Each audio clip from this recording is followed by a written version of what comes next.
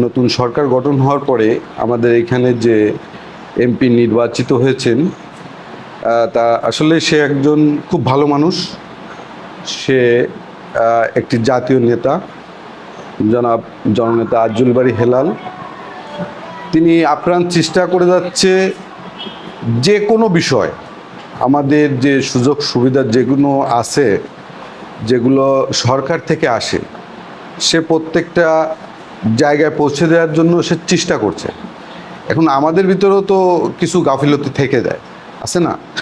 আমরা আসলে নগণ্য একটি সম্মানী নিয়ে আমরা এই পর্যন্ত জনগণের ভোট নিয়ে আমাদের আলম ভাই যেটা বললো যে ভোট সবাই কলম একটাই দিচ্ছে, আমাদেরকেও একটা দিচ্ছে, এমপিরও একটা দিচ্ছে, প্রধানমন্ত্রীকেও একটা দিচ্ছে, সবাই একটাই পাচ্ছে, কিন্তু আমাদের মূল্যটা একটু কম। অথচ কাজ করি আমরা বেশি।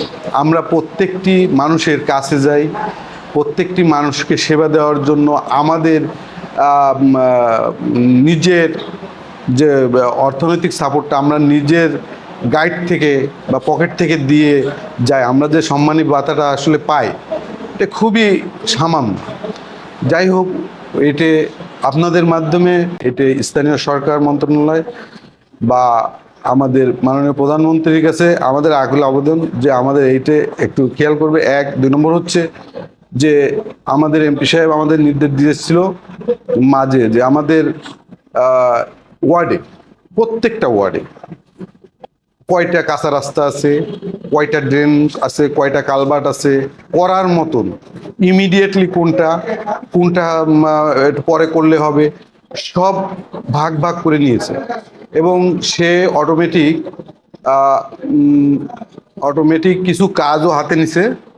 আমরা জানি যে কিছু তালিকা সে নিয়ে সে কাজগুলো অলরেডি করছে। যেমন আমাদের ওইখানে একটা বাঁধ দিছে 25 লাখ টাকার, সে কাজটা আল্লাহর রহমতে সম্পূর্ণ হয়েছে। ওই বাঁধটা যদি ভেঙে যেত, এই যে জোয়ার, এই যে পানির গুণ আসছে, আমাদের ওই গ্রামের এক পাশ প্লাবিত হয়ে যেত। তা আল্লাহর রহমতে ওইটা করে দিছে, ধন্যবাদ জানাই আপনাদের মাধ্যমে আমাদের এমপি সাহেব, এমপি মহোদয় আজ্জুল বারী হেলাল ভাইকে।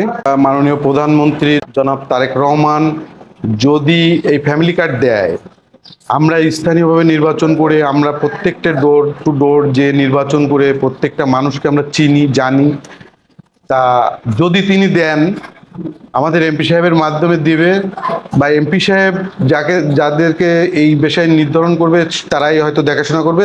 আমার দৃঢ় বিশ্বাস যে এটা করতে গেলে যা এমপি সাহেব যাকেই দিক আমাদেরকে নিয়েই করবে, আমাদেরকে নিয়েই ডোর টু ডোর যাবে, আমরাই ভালো বুঝবো বা আমরাই তাদের বাড়িঘর দূর চেনাই দিতে পারবো।